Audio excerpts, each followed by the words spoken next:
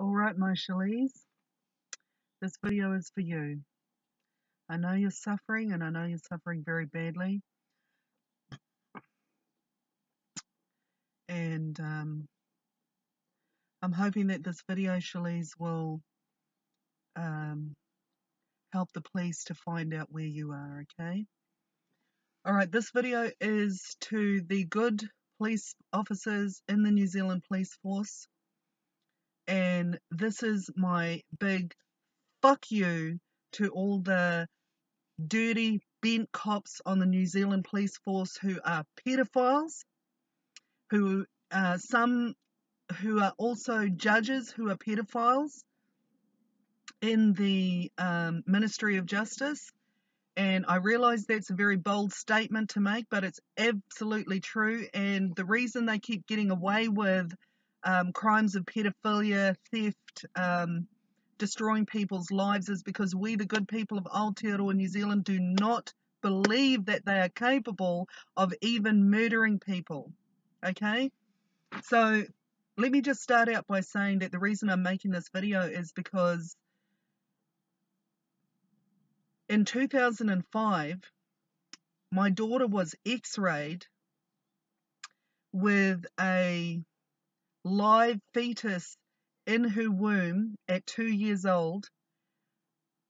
But what was also in her womb at 2 years old, which was also x-rayed, was a police badge. Now, to the best of my knowledge, police badges belong to detectives. They don't, constables or people below detectives don't actually have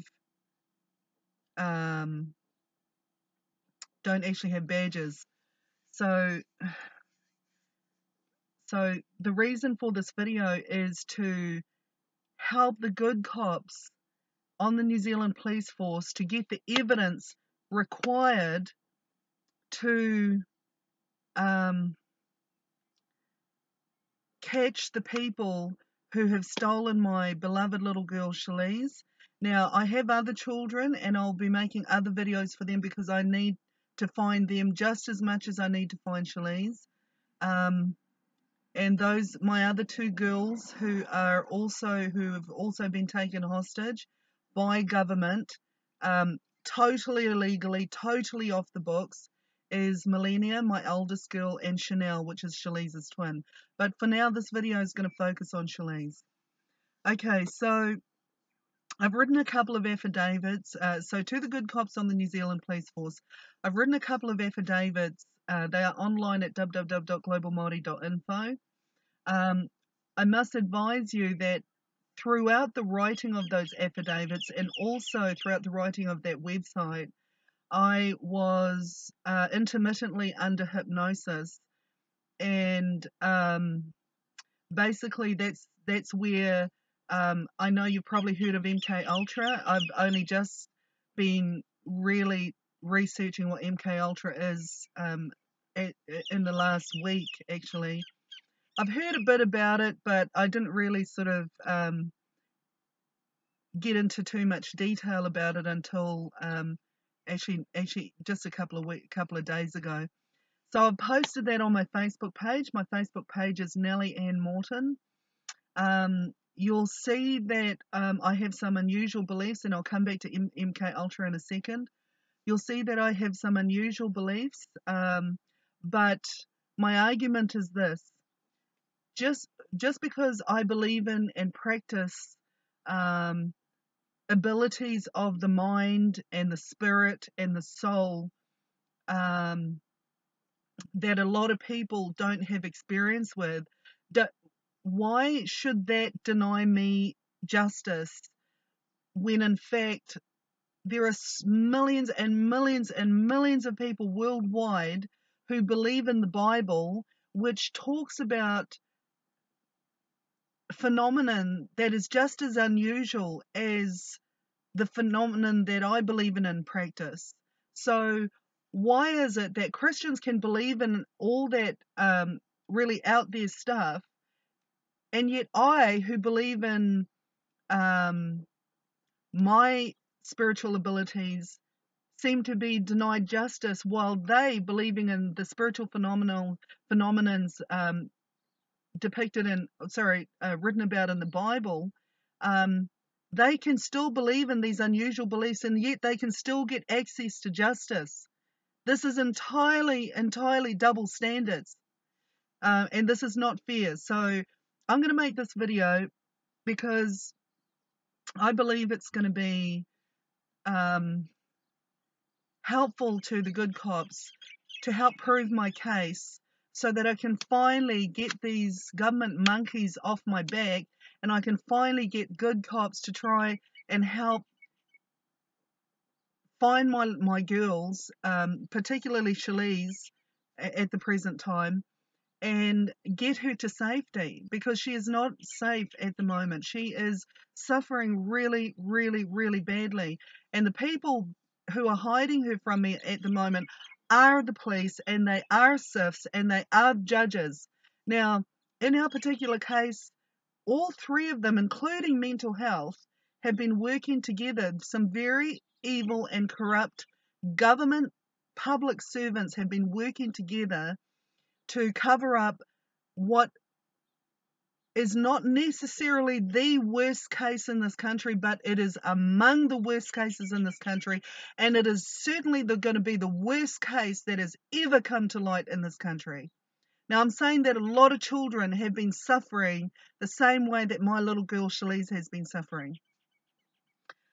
I'm yelling and screaming about the pedophile epidemic that has spurred the child pregnancy epidemic. And if you don't believe that a 2-year-old can have a baby or even become pregnant before the age of 2, let me point something out to you good cops. Okay, there are some unusual births happening in this country, in the next country, and the next country after that. We've seen a baby born with one eye in the middle of their eye line. One eye. We have heard of Lena Medina from Peru, who gave birth at age 5 years old. We have heard of children being born with extra limbs. We are hearing about unusual births all over the world. So if you can't bring it upon yourself to believe that a child can become pregnant before the age of 2, then you need to pass this case on to the next person. The next person who will actually give me a degree of credibility here and actually think to themselves, gosh, I'm sure she wouldn't risk sounding like a crazy person if it wasn't true. It is true. That's why I'm doing this. That's why I'm going very, very public. And the fact that there's been such a huge cover-up by the New Zealand police, mental health, child, youth and family, who are now recognised today as Ministry for Vulnerable Children, Oranga Tamariki, and the Ministry of Justice, because there has been such a huge cover-up, I need to enrol the help of police officers who will not fall for the smokescreens, who will not just simply say, oh, well, someone said contrary to what Nellie's saying, so I'm sure they must be true, because Nellie is now under the Mental Health Act. This was all part of the cover. The police forced me under the Mental Health Act to make me appear crazy to people, but it's not working. And I'll tell you why it's not working. I have a lot of people on Facebook, not necessarily on YouTube, although my supporters are growing on YouTube, but more so Facebook at the moment. I have aired sections of my story to people on Facebook, and I'm really happy to say that I have got a lot of people believing that I'm telling the truth, even about the spiritual abilities that I speak of, psychic ability. So you guys need to know something, and I'm deadly serious about this. I have started a new Māori government because of these bent, dirty cops that have fucked over my little girl, fucked over me, hypnotized me, drugged me with memory loss drugs, and are still keeping this cover. You guys are all still working together to hide what you've done to my little girl. And I've had a gutsful. I have had it up to here. And I'm not going to take this line down anymore. You know, I'll come back to MK Ultra in a second. You know, the only reason why I can confidently speak about this case now, in the here and now, is because I'm finally over my post-traumatic amnesia, but mainly because I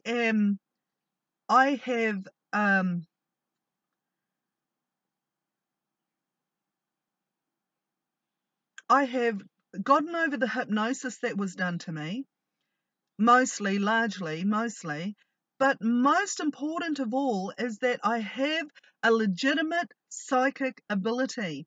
Now, as far as I'm concerned, if all of you people can see episodes like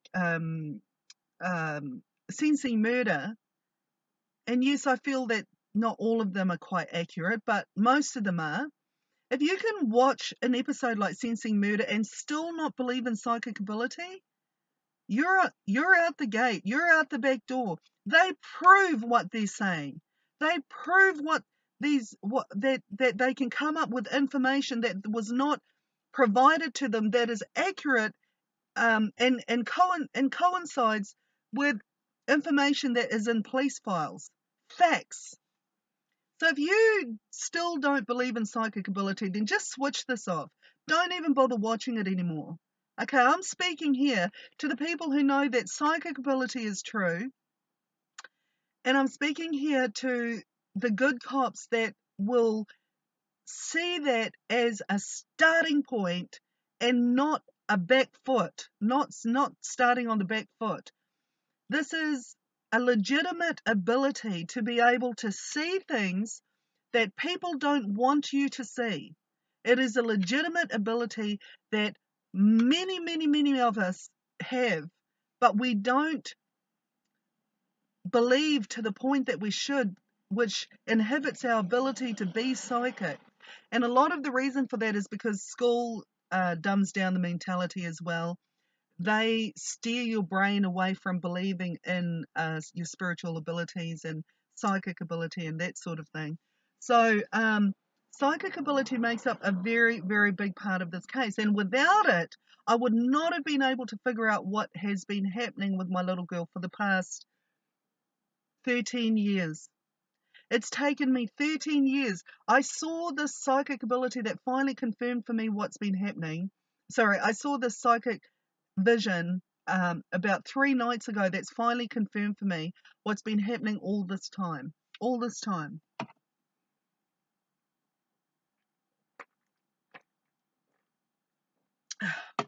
Whilst this video is for all the good cops on the New Zealand Police Force who are going to be willing to investigate the facts of this case, it is also for, this post is also for all my Facebook friends, all my friends I have yet to meet and love, all the people in this world who are concerned about justice, who believe in justice, and who will fight for justice. This is for all of you to please help me look for my little girl. I believe she is still alive. Her name is Shalise, but they've changed her name now, and I'm still finding out what name they've changed. What name they've changed her name to. But okay, so I'm going to start with the facts of this case. All right. On the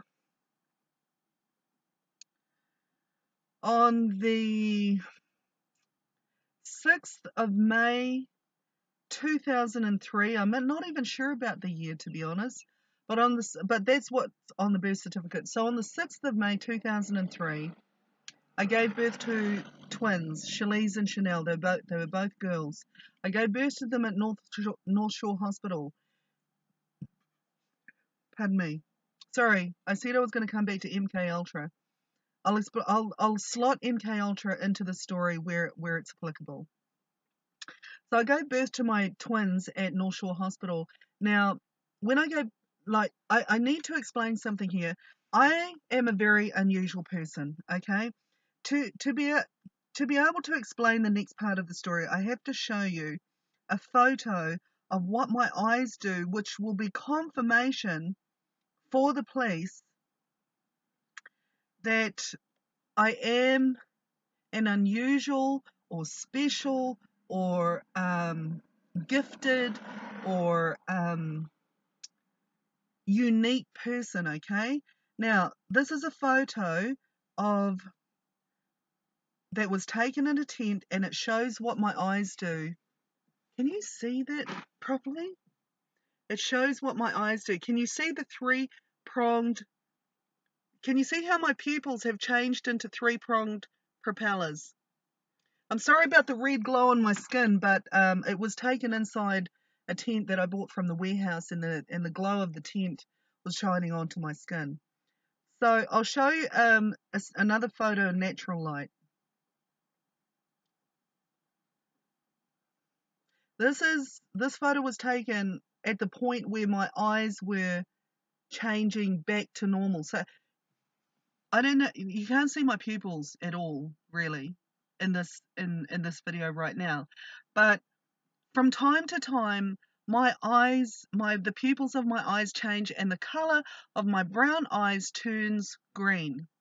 And you'll see that in this next photo, that my eyes have turned like a stony green, and similar to what I showed you in the first photo, the pupils of my eyes are also changing. Now, it's not a reflection, it's no special lenses, it's no filters, it's just a straight out photo of this phenomenal thing that happens to my eyes. So you can see there, actually, you can see here that my eyes are green, stony colored green, and the pupils are also showing a shape that is not quite the three-pronged propeller shape that I previously showed you, but it is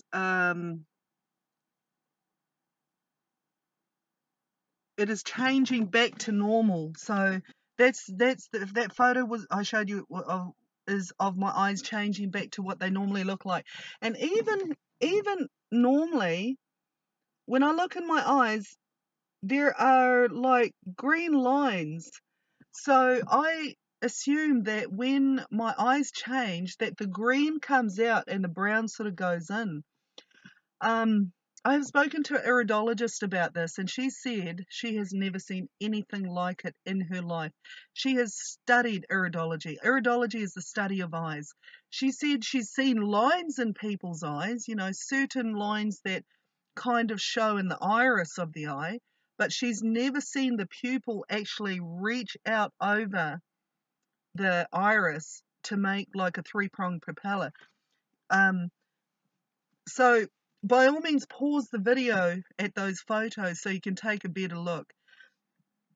I have explained to you that for the fact, because I need you to understand that I am an unusual person. I might have unusual DNA. I'm going to get myself DNA tested at some point, and just to see if I have any blood in me that is not the same as anywhere else in the world.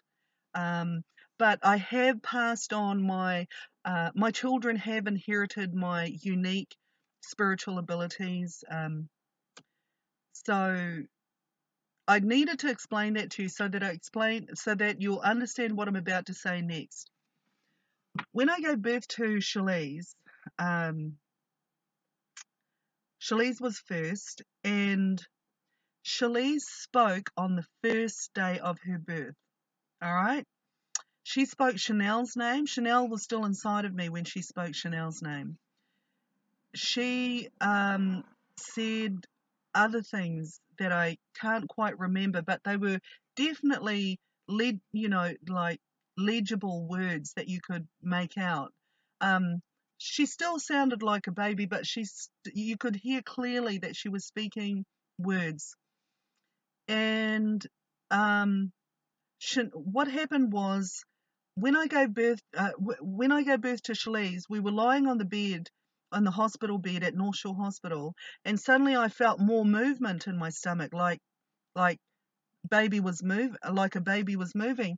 I ignored it the first couple of times, but then the third time it was really quite prominent. It was really, it was undeniable movement. And in retrospect, looking back, I realized that Chanel was running out of breath because the umbilical cord had been pulled out of me. So, so, and you'll see in the photos that Jill Harnett was in on this cover up with Chanel, because Jill Harnett, what she did was she took the two umbilical cords that came out of me and swapped them with a single one. So she was part of the cover-up as well. The only other explanation could be that they both had single umbilical cords in separate sacs, which wouldn't be, I mean, considering the unusual parameters of this case, it would not be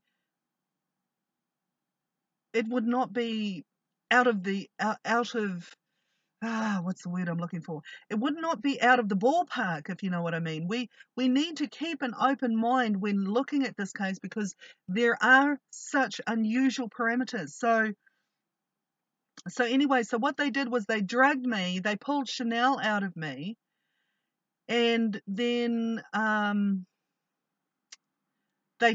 because I couldn't remember, because of my post-traumatic amnesia that I was suffering at that time, because of the MK Ultra, and because of being highly stressed at that time and drugged, I couldn't remember Chanel. So they took Chanel from me from the hospital without even letting me know, without even telling me. And I can confirm that through my psychic ability, it was a male man that took her, a white, tall European man, kind of blonde hair. Don't know the color of his eyes. So that's what happened to Chanel, and I'm going to make another video about Chanel. I'm also a telepathic investigator, so I use telepathy and remote viewing and psychic ability, and also I believe in psychic time travel that involves teleporting. But you can just shelve that for a second. Like I said, I believe in and practice some unusual beliefs that are not as no that are not as well, they're possibly more unusual, but they're not as far-fetched as some of the stuff that people believe in the Bible, yet they can still access justice. So I think I've made my point here. My point being that we should be allowed to believe in and practice unusual things and not conform with the whole Christian thing and all of that. That being said, I love God. I love the Christians' God. I love Jesus. Jesus has been one of my greatest mentors. So has God. I believe my gifts to be angelic. They are the kind of gifts that angels have. And I've passed those gifts on to my girls. Not so much my son. That's another video I'll make about my son. But for now, we're talking about Shalise. So I gave birth to Shalise. She could speak on the first day of birth. On the second day of her birth, our midwife, Jill Harnett, heard clearly my daughter say 3 times, "I love you, Nellie." Jill Harnett heard this audibly and clearly. Now, if she denies that, she's either suffering from genuine memory loss, or she is lying right through her teeth. Now, what I believe is she is possibly going to lie right through her teeth. She is. If she's part of the cover-up, she will lie through her teeth. If she's not part of the cover-up, she won't lie through her teeth.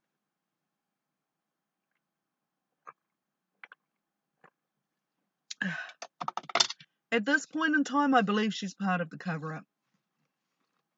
I'm going to have a cigarette while I make the rest of this video. This is a very stressful time in my life, but I'm also really, really happy to say that thanks to psychic ability, I've finally figured out what I couldn't figure out before because I was under the influence of MK Ultra.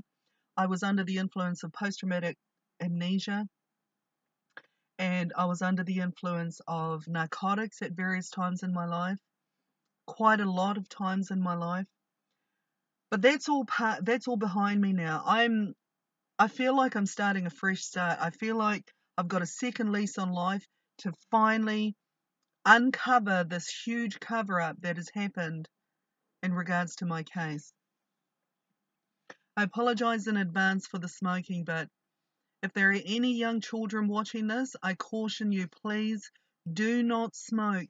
Smoking is very, very bad for you, and I only started because I had such a hell of a life, and it helps to keep me calm.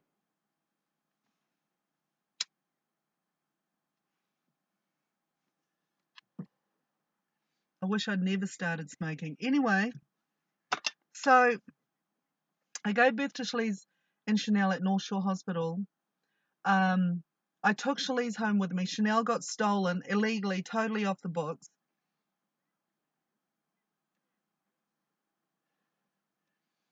And then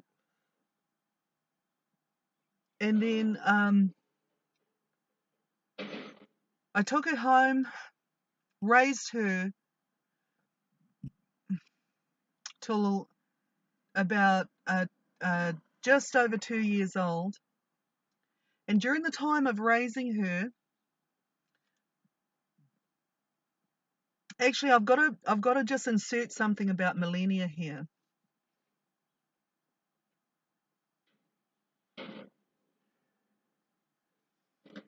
Millennia I gave birth to at Fantail Lodge one night after I was raped by one of Shalice's dad's friends.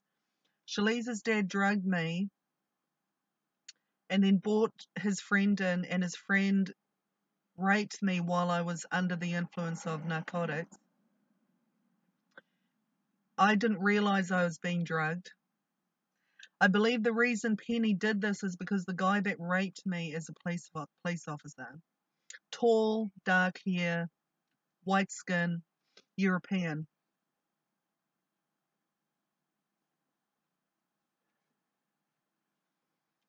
Um,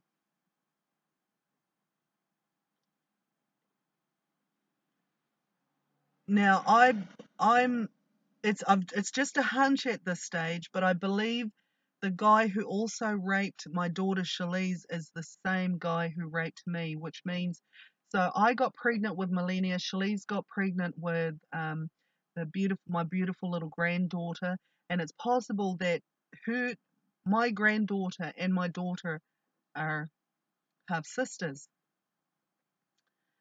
So that's a little bit fucked up, I know. And I apologize too for my swearing, but swearing has been the cheapest form of therapy that I've ever come across. I hardly used to swear in my life before this all happened to me. I think I swore a few times, but not very much. But after this happened, um, it took a few more years, but then I started swearing because I became privy to a lot of information that just made me so, so angry, and I wasn't allowed to lash out and smash things up and basically act like the crazy person that I wanted to act like, that I just wanted to smack these guys the fuck out. But instead, I used swearing to help me through a difficult time in my life, and so I still swear today, and I do apologize for that. But I actually endorse it for people who have been fucked over by the government and had their children stolen illegally. I actually endorse it. I actually say it's actually quite life-saving to be able to swear about things. Um,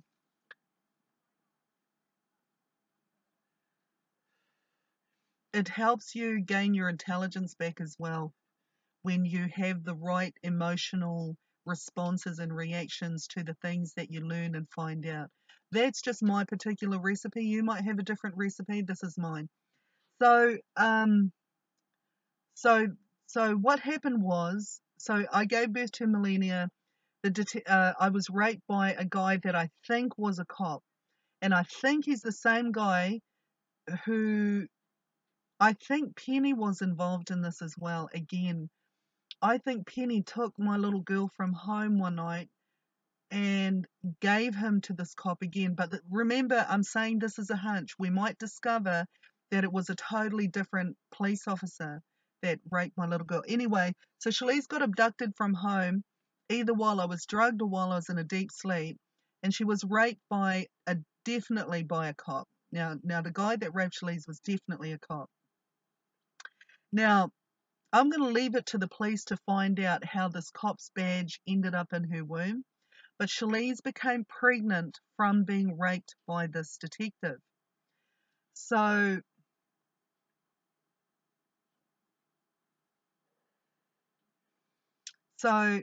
remembering that Shalise has inherited my uniqueness in terms of my physical uniqueness, in terms of being able to get pregnant very young, in terms of being able to have strong psychic ability and that sort of thing.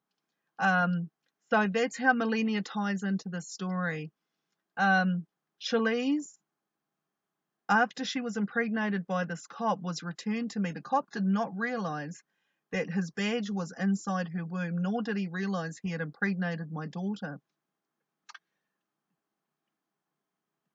which suggests to me that he might have been absolutely drunk when he did it.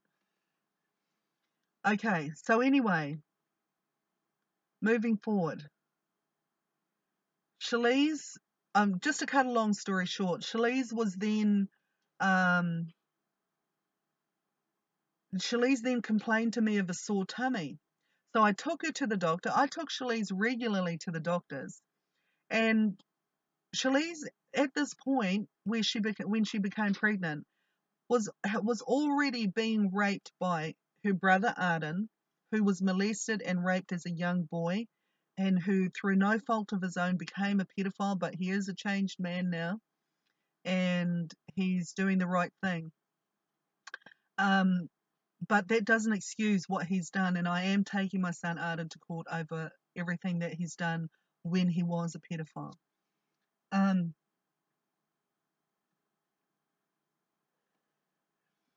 So Shalise was being raped by a few different guys. Arden, she was raped by one of the male staff members at 3 Blue Heron Rise, Christopher Robin Daycare, I think it's called. She was raped by one of the male staff members there when she was about 6 to 8 months old. No, it must have been about 8 months old. I was getting my business off the ground at that time, but I'll come back to that later. She was raped by Arden's best friend at the time, Joseph Rice. And Joseph's mum helped to cover up the rape of my little girl. That's another story. I'll talk about that later on. And she was also being raped by David Peter McGregor, more so by David Peter McGregor. David Peter McGregor also had a friend that he worked with they were both contracted to work on painting, etc. at the Nautilus in Orewa. That's where we were living when Shalise was discovered pregnant. And it's possible too that my daughter's, in fact, it's highly likely, in fact, I'm pretty sure it's true, that my daughter's father, my twin's father, Penny Iosefa, also raped and molested Shalise. In the car when she was a baby. And he also, when I was pregnant with my twins, he also punched one of them, punched my pregnant stomach close to the time I was about to drop. He also punched my pregnant stomach so hard that I think it badly hurt Chanel. I think he punched Chanel. So Shalise was being raped by a few different guys before she was discovered pregnant. Now, I had been taking Shalise to Orewa Medical Centre since the time of moving into Orewa. I was living in Red Beach prior to that, and I moved to Orewa when Shalise was about 6 months old, just over 6 months old, and I took her regularly to the doctor. Every time something happened, I would take her to the doctor, get her checked up. I was a very, very devoted mum. I loved Shalise and still do more than anyone that I've ever loved in this world. And I also feel the same way about all my children. But Shalise is like, as much as this hurts all my children, Shalise at the moment is my favourite, and she always has been. But that doesn't mean that I don't have other favourites, but Shalise is my number one favourite. And I know that'll hurt my girls. Please don't be hurt, my girls. You are all my favourites, believe you me. But at the moment, Shalise is my favourite. I'm just focusing on her and trying to connect with everything that's happened to her since she was X-rayed with a police badge inside her womb and a pregnancy.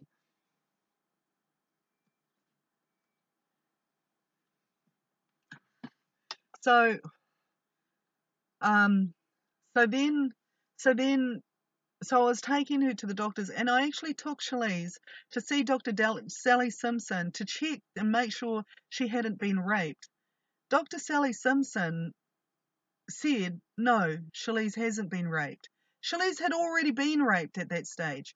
She checked, I had to ask Dr. Sally Simpson to check her anus so to make sure that hadn't been raped as well. Now, Dr. Sally Simpson had a look and said, oh, no, everything's fine.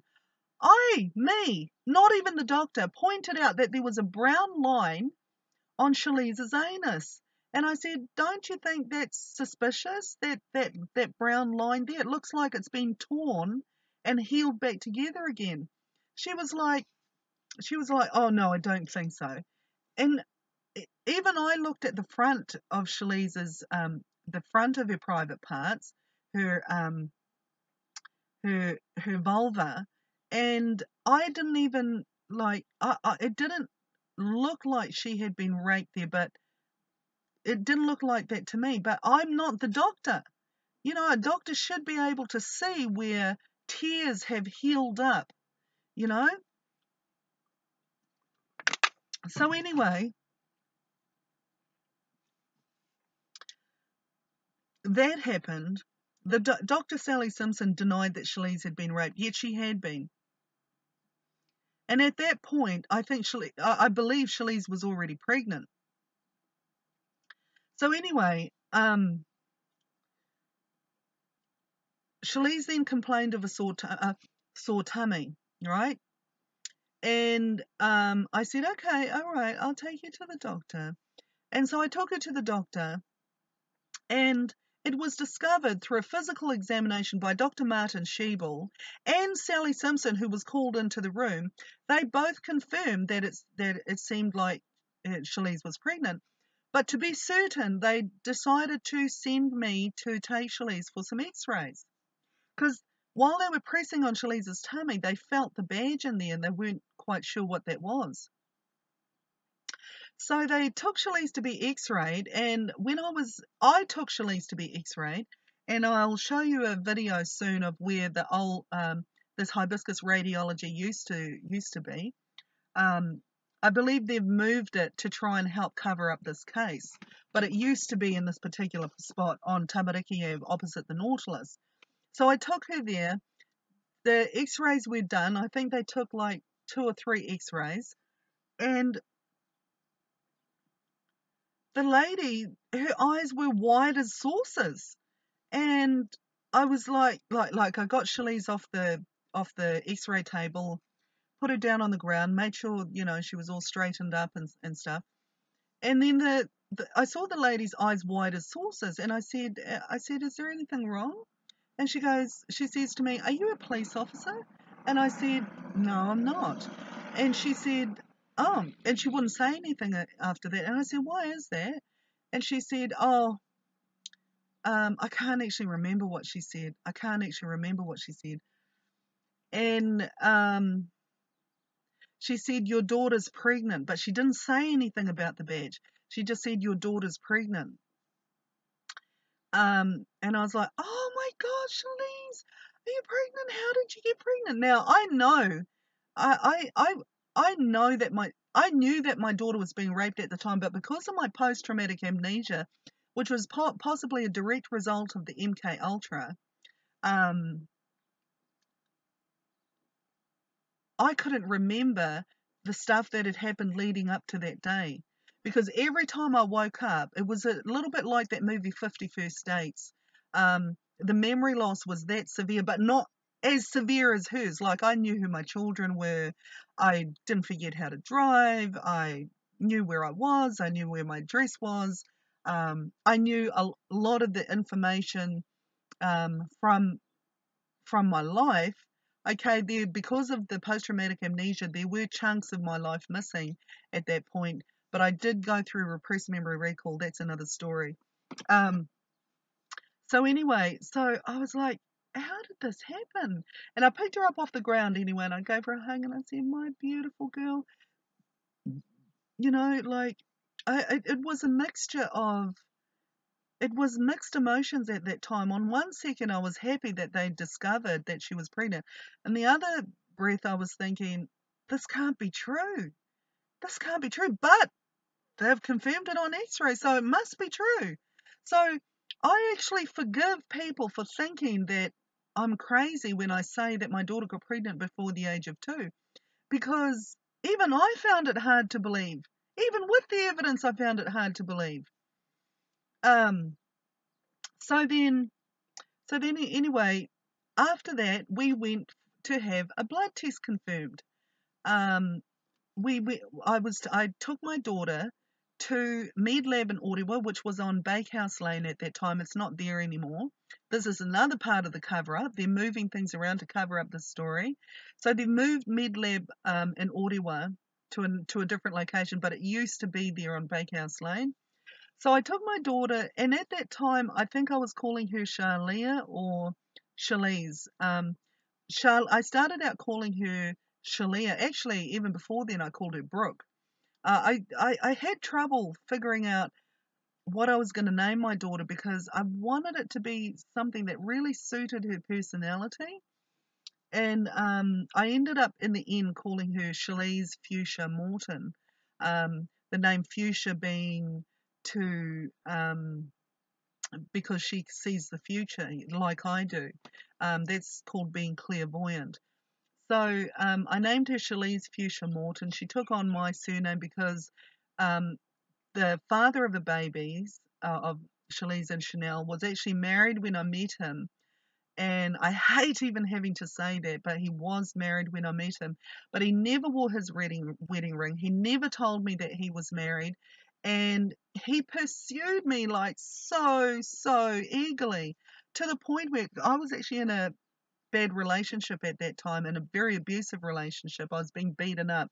So when Penny pursued me, I saw it as an opportunity to get out of this abusive relationship that I was in with a Samoan guy named Fess. So so I ended up getting with Penny. So, but getting back to the blood test, I named Shalia for a while, and then it ended up being Shalise, and there's a story behind that, and it ties in with Charlize Theron um, in America. So, but anyway, it is actually quite a beautiful story. But I actually no longer. Well, anyway, I'll I'm actually not happy with Charlize Theron because she's training her son, her black son, to be a girl instead of, like, oh, I just don't get that whole transgender thing.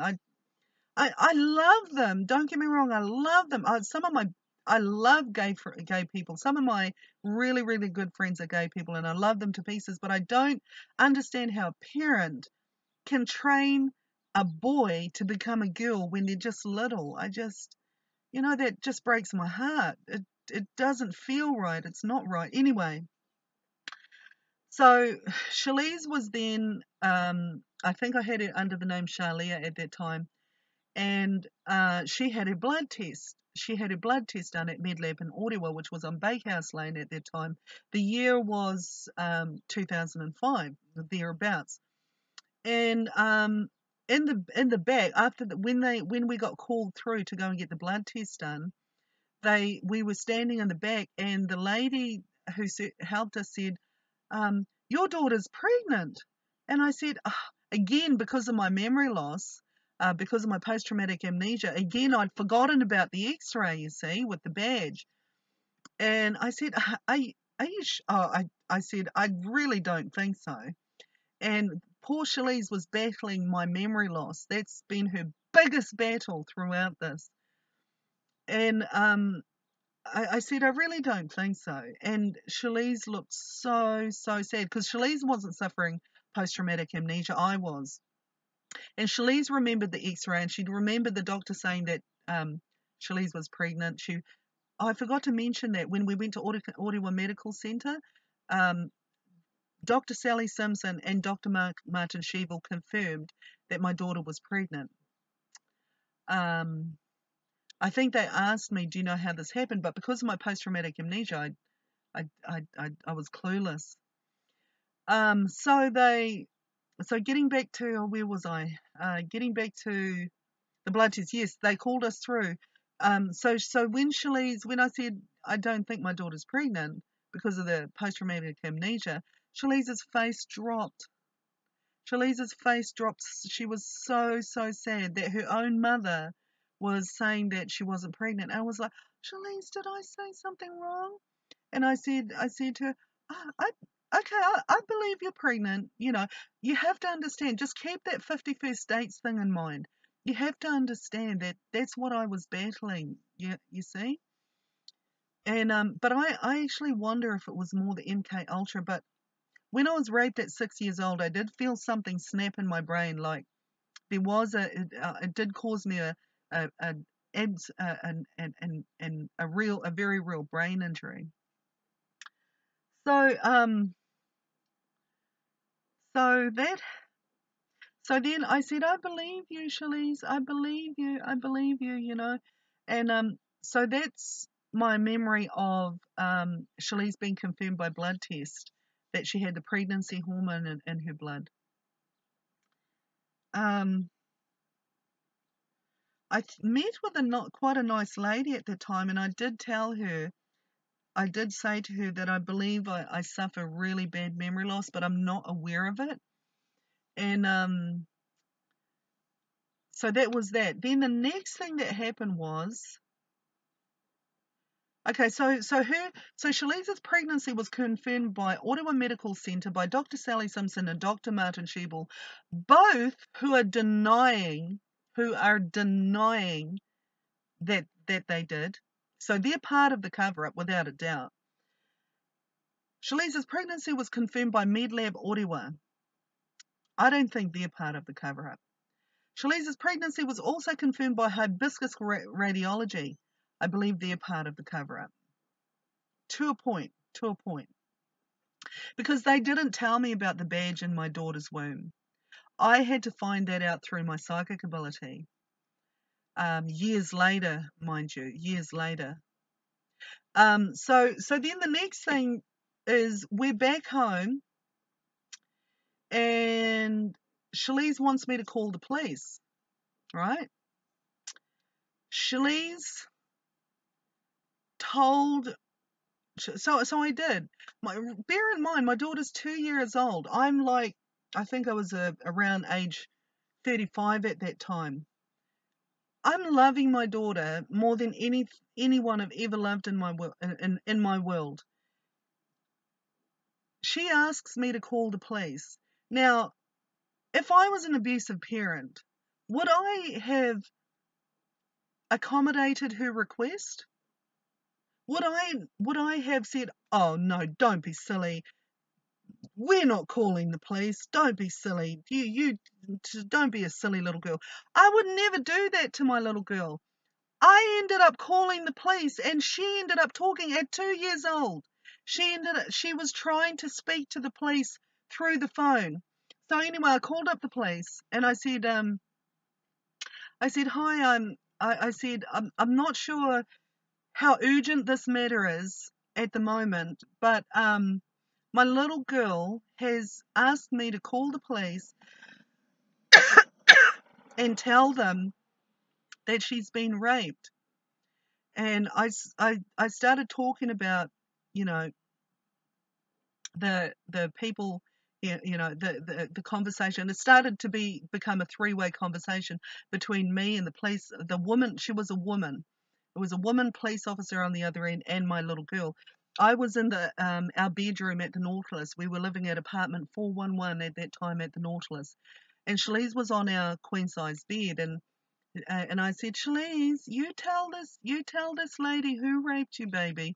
She called out Arden's name. She called out Dave. She also said, and a policeman. Um, and she said, I think she said Dave's friend. And anyway, and she also told the police lady that she's pregnant. I said to the police lady, oh look, I know this is really hard to believe, but that's probably going to make you doubt what my daughter is saying. But I really do believe my daughter. She would never lie about anything, and I do believe this is a young child trying to state her case to the police. Um, anyway, they took that seriously, and 2 police officers came to investigate. Um, they were really, really lovely guys too. They were really, really lovely guys. Anyway, um, sometime prior or after, now remembering I'm suffering post-traumatic amnesia, so I will do something on a day and forget about it by the morning the next day.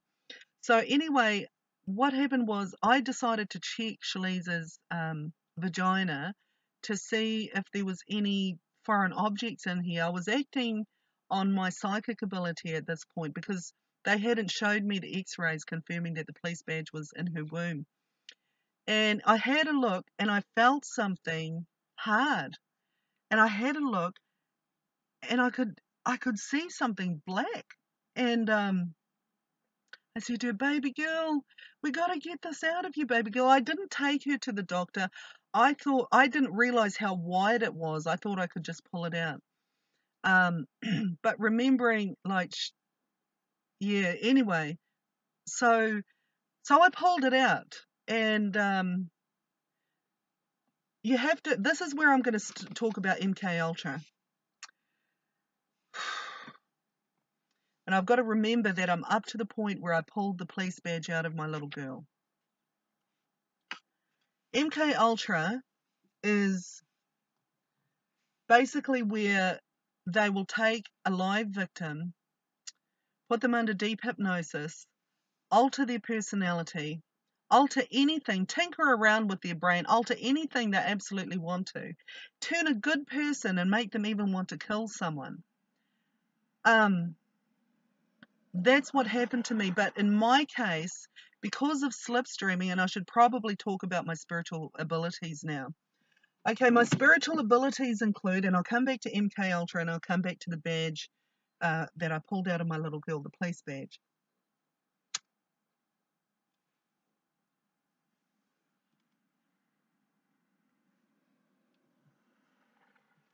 My spiritual abilities include psychic ability. I've always had that. It includes, and I'm sure we all know what psychic ability is if we've watched the Sensing Murder documentaries. My psychic ability is, it's amazing. See, people just don't realize the power of our minds. People haven't really fully come to understand just how powerful our spirit and our minds really are.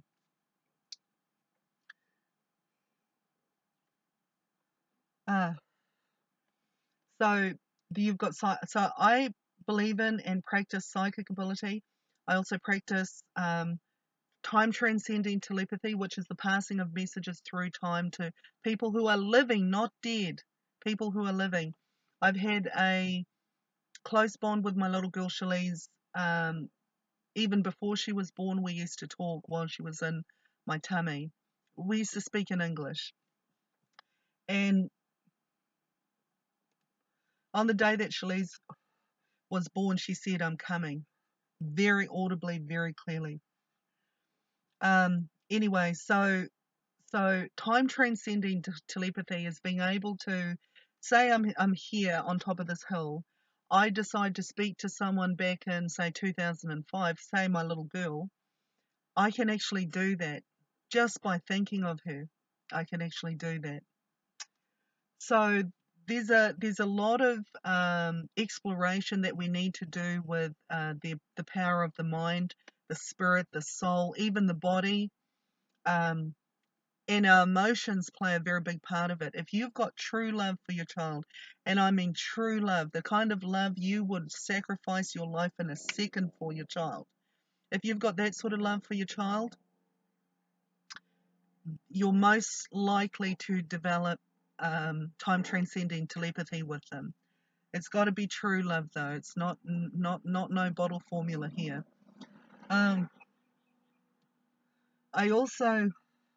I'm actually going to prove time transcending telepathy in a court of law when this case comes into court. So I'm going to prove that for a judge so that it's proven beyond a shadow of a doubt. And I also practice slipstreaming. Slipstreaming is basically being able to get into another person's mind and to act out what they're thinking, saying, and doing. I also see things through other people's eyes. So that's part of slipstreaming. I can get into the mind of another person. I can also slipstream myself. So at certain points in my life, if I want to slipstream from the here and now into, say, my 6-year-old self body, I can actually do that as well. And that is how I passed a lot of what was happening in the here and now to my father, was through slipstreaming, was through me taking over my 6-year-old self with her permission. I say her in the third person, but I actually mean myself. So I was able to pass a lot of what was happening today through to my father through slipstreaming. I'll make a video about slipstreaming at some point. I also practice, and this is the upper echelons of my spiritual abilities. I also practice psychic time travel that involves teleporting. So, as an example, I can actually I'll give you a very good example. I posted a movie on my Facebook page. It actually, in the second half, in part 2 of that movie, yes, it's in 2 parts. In part 2 of that movie, you will see real examples of psychic time travel. But the difference with me, okay, so psychic time travel is basically using your psychic ability to bring a situation around you, be it a past or a future situation.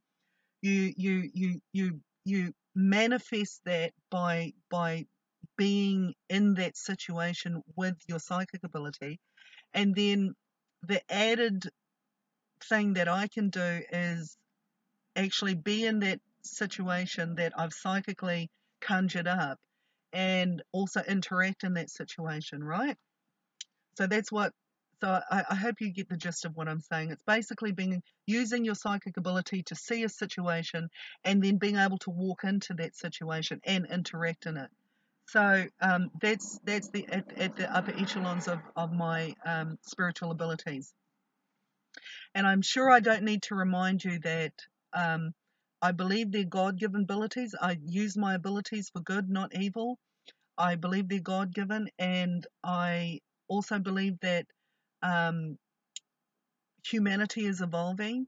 A very good friend of mine, to quote a very good friend of mine, humanity is evolving, and we're either going to evolve with it or we're going to stay in our dumbed-down mentalities and live that mediocre life that we are living because we don't embrace everything that the human spirit can do. Okay. Right. So getting back to MK Ultra, so what happened was, so that's my spiritual abilities. Now, what happened was I was abducted from my home. At various times in my life, I was drugged and hypnotized. Okay, that happened to me about 5 or 6 times. So at various times in my life, I was drugged and hypnotized. But there was one particular hypnosis session that that impacted on me very, very badly, and that was when MK Ultra was applied. Please look up MK Ultra. You will see that what they do first is they put you under hypnosis, deep, deep sleep hypnosis, and then they will alter your personality. So they can turn you from a good bitch into an evil bitch. And basically, they can then program you to do certain things long after the hypnosis, just by being triggered by certain things. Uh, Take, for example, the fact that I have throughout my life always hidden evidence for the purpose of bringing cases to court once I'm over my post-traumatic amnesia. Now, under MK Ultra, I was programmed to destroy evidence, and I did, at various times after having deliberately put that evidence aside. So, long story short, I was abducted from my home by I think it was two or three guys, European guys, and they drove me to a location. I can't remember how long we were driving for, but I'm pretty sure we were in Auckland. And at this location, they put me under deep hypnosis. It was again a European guy who was older, sort of grey hair, but I think he dyes it blonde now to try and cover himself. He'll probably change the color of his hair after watching this video. He put me under deep hypnosis. He altered my personality. Now, because under hypnosis, my spiritual abilities kicked in. My spiritual abilities were triggered. Now, I started slipstreaming some of that altered personality through to various parts of my past life. Do you understand what I'm saying? And so it's very possible that the post-traumatic amnesia was a result of that MK Ultra conditioning, altering of my personality. But I don't. A big part of me thinks that it was that when I was raped at 6 years old by my brother Ernest Morton, and there's a big video I'm going to make about that because he's raped and harmed and maimed and murdered many of the children, many of the children of this case. He didn't murder them all, but he's harmed many of the children of this case after he stole them from a home. They were the children who ran away from the SIF system. So,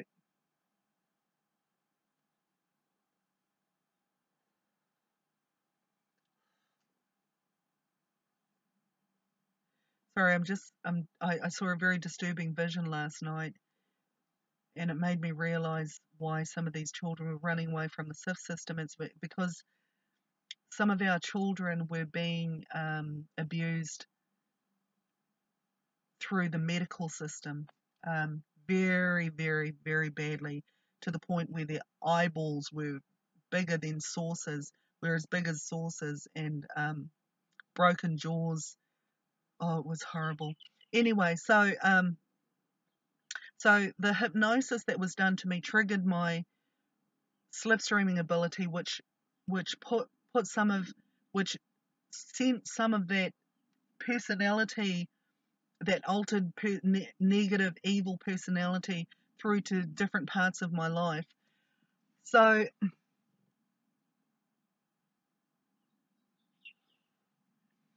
and I will prove slipstreaming one day,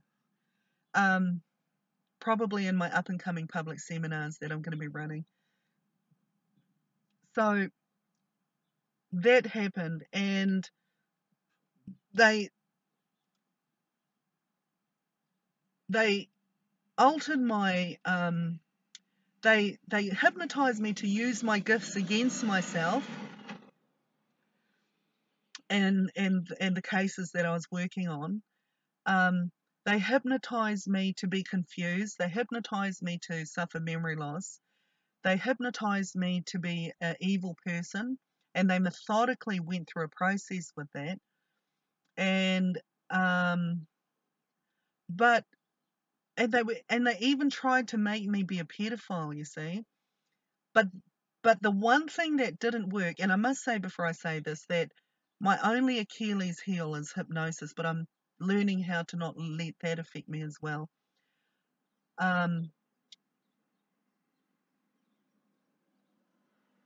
I've just forgotten what I was going to say. My only Achilles heel is hypnosis.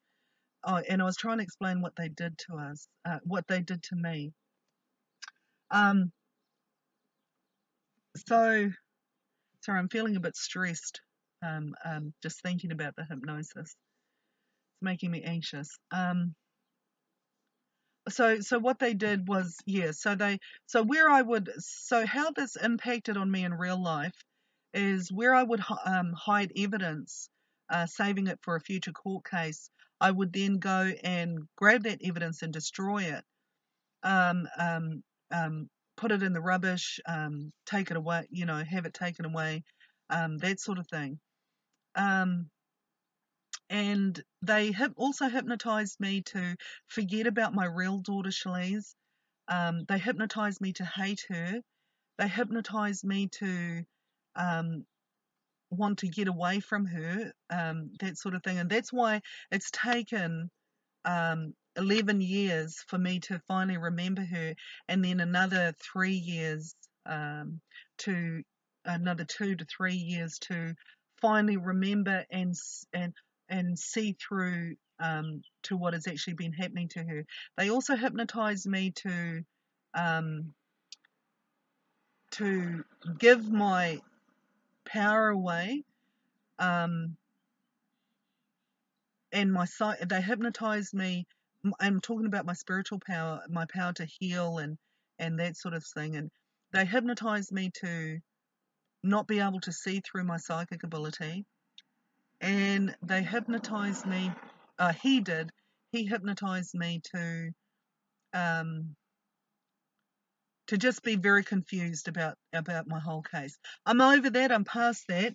And so I've started to talk about hypnosis because I want to explain to you why I did the next thing that I'm about to tell you. So I pulled the badge out of my daughter's vagina. I'm pretty sure that hurt her. And I washed it off and took it down to the police station, Orewa police station, and I handed it over the counter, and I can't remember if I handed it to a male and a female. And I said to them, "You guys are never going to believe this, but I found this in my daughter's vagina. And I'm so sorry about the smell. I tried to clean it up as much as I could." And then I walked out of there, and that was an example of being under MK Ultra, being under hypnosis. That is an example of slipstreaming that hypnosis through to real life. Another thing that happened while I was under hypnosis was my psychic ability started going off while I was under hypnosis. So I started slipstreaming some things to that point where I was being hypnotized. So, for example, um, after I got forced under the Mental Health Act, I basically fell into a deep depression for about 4 years, and during those 4 years, I was passing information from that time through to the hypnotist, if you understand what I'm saying. So there I was lying, they've got a knife pointing at my heart, um, threatening to kill me if I didn't do certain things. So in terms of, so there's two things going on here. One is I'm giving them real life information about certain things that are happening in my life and that are going to happen in the future. I'm doing this all under hypnosis. And then what they're doing, what the hypnotist is doing, is saying things like, I want you to do this. I want you to do that. I want you to do this. And I would say to him, I'm not going to do this, that. I don't want to do that. And so he held a knife to over my heart. And by the way, when I came back from this hypnosis, I had a cut over my heart that looked like they'd pushed the knife in, just about that deep, about that deep. They'd pushed the knife in that deep, to make me comply with their demands of manipulating myself to do certain things in the future, and in the past.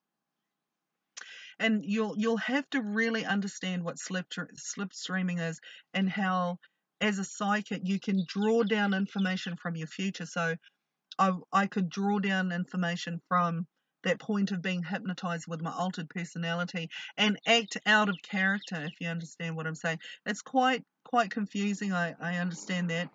But hopefully you'll get it one day when I'm explaining more about it in my public seminars that I plan on running after I've found Shalise, Melania, and Chanel, and my other heart-adopted girls. Sorry, my nose is really itchy. So, pardon me. So that's why instead of going to the police and starting a case over the police badge, I went and handed it into the police and left.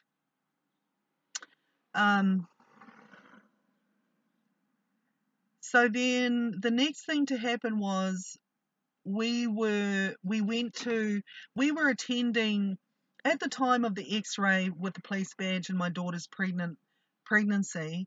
At the time, we were attending a public play group for parents and their children. So basically, it was just a bunch of parents that got together. That the whole thing was coordinated by a lady named Wendy, I think it was. And it was it was just at the Orewa Community Centre. We would all gather together. We'd bring out all the toys. We'd mums would talk to mums. Children would play with children. It was a really, really good idea. So I decided to jump on board with that. I was preparing Shalise for school. I had no problem sending my daughter to school. She was smart. She was savvy. She was onto it. She was such an onto it little girl. And the most beautiful thing about Shalise was her heart, her emotions, her intelligence. She was the best friend I'd ever made in my entire life. She was so loving, so caring, so loyal, so devoted to me. So she was a little angel. I swear to God, she was a little angel.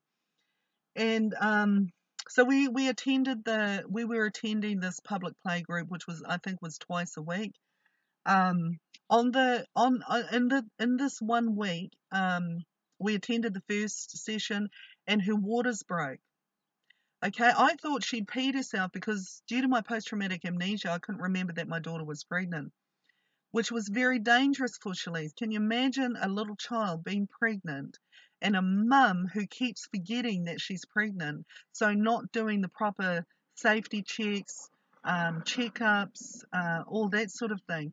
But I didn't really get a chance to anyway, because at the first session we did for that particular week, her waters broke. At that at that play centre, it wasn't play centre, at that play group, after my daughter's waters broke, she screamed out, I'm pregnant! I'm pregnant! I felt embarrassment. I was like, oh my God, why is my daughter saying this? Because my post-traumatic amnesia had kicked in. And I was like, Shalise, I think you just peed yourself, so I was mopping it up and stuff. And then on the second session that we went to that week, and prior to this, I'd heard from Child, Youth and Family, they were threatening all sorts of things to me. They were accusing me of being a bad mum, and I can only assume that they did this because the cops who covered up the badge and the pregnancy had made some false allegations about me to Child, Youth and Family to get them to act in their as part of their cover-up. Either that, or there were people working in Child, Youth and Family who actually cooperated with the police in a proper, full-fledged government cover-up. So when Shaliza's waters broke, so getting back to the playgroup, when Shaliza's waters broke and I mopped it all up, we went back home and she didn't go into labour. So about 2 days later, we went back to the playgroup, and I hope I've got the facts right in terms of the frequency of the playgroup. But Wendy would be the one to talk to about that. So we went back there, and the second time during the week that we went to this playgroup, I had to go somewhere. I had to pay a power bill or something along those lines to stop our power from being cut off, because you've got young children. You need your power on. You need to be able to provide them that warm environment. So I said to Shalise, I didn't actually tell Shalise I was leaving. I just said, I just asked another parent that was there to please look after my little girl. I've just got to go and pay a power bill.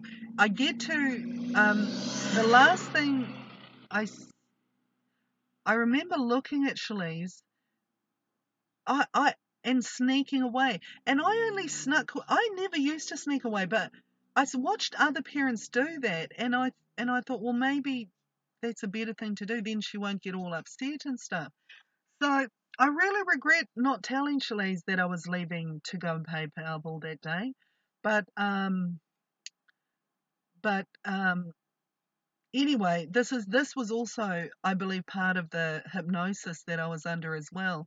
So I asked a parent to watch my little girl, and I saw her. She was playing with a group of children.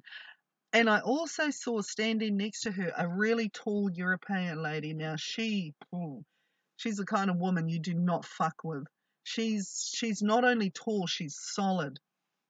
European lady, older lady, grey hair. Now, I saw her standing near my daughter, but I didn't say anything. I think I did. I think I asked her, can you please just keep an eye out for my little girl? I'm just popping out to go and pay a Powerball or something like that. I think I did say that to her. Anyway, I get to the place wherever the fuck I was going, and there's a long queue, so I've got to wait for a long queue. And by that stage, hypnosis has kicked in again, and I'm just wandering around the town. I think I must have been about 45 minutes or something. And so I finally remember what I'm supposed to be doing, and I go back to check on my little girl, and then all of a sudden, I see another little girl, not my little girl, but another little girl wearing my little girl's shoes. Not her clothes, but her shoes. And I immediately was shocked. I was like, whew, heart jumped into my mouth, and I was like, I asked some of the staff there, because most of the stuff was packed away by that stage. So I wonder if I was even longer than 45 minutes. But most of the stuff was packed away, and I said to the staff member, did you see my little girl? This is not my little girl. She's wearing my little girl's shoes, but this is not my little girl. I can't remember if they swapped her clothes over as well. I just can't remember. I think they did. Anyway, the staff said they hadn't seen anything, so I ended up taking this little girl home. And I was trying to rack my brain. Obviously, I wake up the next morning, I'm suffering post-traumatic amnesia.